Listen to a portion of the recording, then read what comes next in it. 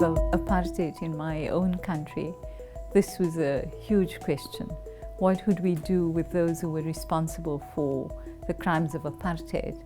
And as lawyers, I think we all expected that we would set up Nuremberg-style trials. And I think we felt quite betrayed when, at the end of the negotiations, we found out that in fact the liberation movements had negotiated that there would be some form of amnesty for those who had been the perpetrators of apartheid crimes. And in discussing the matter with the new government, there was a real opportunity to begin to define how could we build in accountability in situations where you have the perpetrators basically in government. And I think this is a facet of transitions in many countries where, unlike the Nuremberg trials, where the victors really put those who had been the vanquished on trial, the reality for most modern transitions is that nobody wins the war. In our context, of course, this following on the experiences of Latin America, we decided that we would set up a Truth and Reconciliation Commission. I have to say, of course, that when the discussion started, it was called a Truth and Justice Commission, but somewhere along the road, this word reconciliation crept in. And since then, in the field of transitional justice, you've had the use of this word, reconciliation. And for many countries around the world, that's really a problem.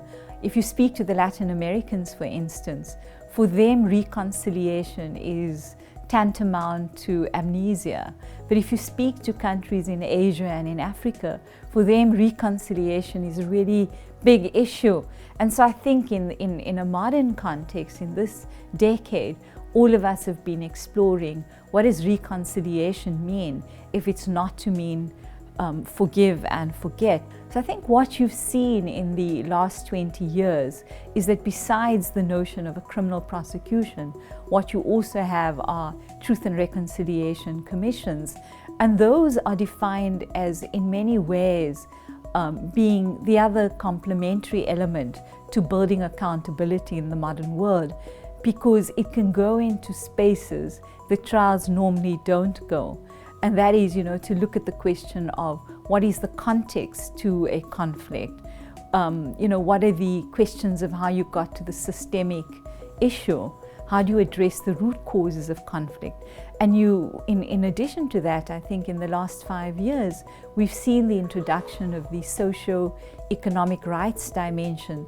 So if you look at the mandate, for instance, of the commission in Tunisia, which is called the Dignity Commission, what you have is an equal focus on both the civil and political violations, things like torture, extrajudicial killings, disappearances. But in addition to that, you're looking at issues of exclusion, you're looking at economic crimes, and in that way you have a holistic picture, I think, of what you need to do to build accountability.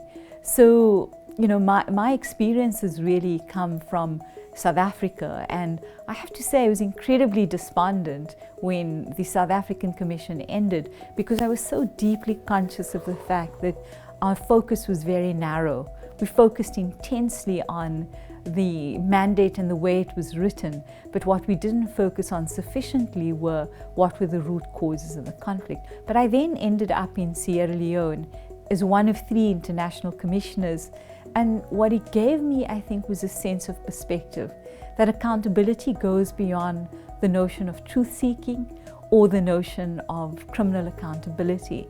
In a sense, what you need is a real conversation in a society, and that you also need the element of memorialization. Memory is a very important component for the next generation, and memory is also what drives difference. And so that's an important element. And the other, of course, is this question of the systemic institutional reform. Now, we were very fortunate in South Africa that we had the constitutional making program, because in a sense what that did is that was the greatest institutional reform program, and what that lay was the basis for what I call the never, never again principle. When we define what we mean by the guarantee of non-recurrence, One element of it is, of course, this question of institutional reform. But the other is what I call a very important element, and that is the restoration of civic trust. And that is particularly for people who have been excluded, either because they belong to a different faith group, because they're a different ethnic group, because they come from a different place, or their belief system is different. It has resulted in exclusion and violation. And so the question really for the new government is this question of trust. How do you restore the trust of citizens that in the institutions of the state?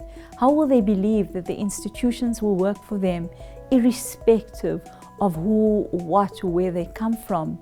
And I think that's the pivotal question that we will be asking of both the governments of Colombia, the governments of Sri Lanka. We would be asking in the Ukrainian situation, in Syria. How do you get the ordinary citizens to believe that if they go to sleep one night and they get up the next morning, that people won't be dead simply because they're different?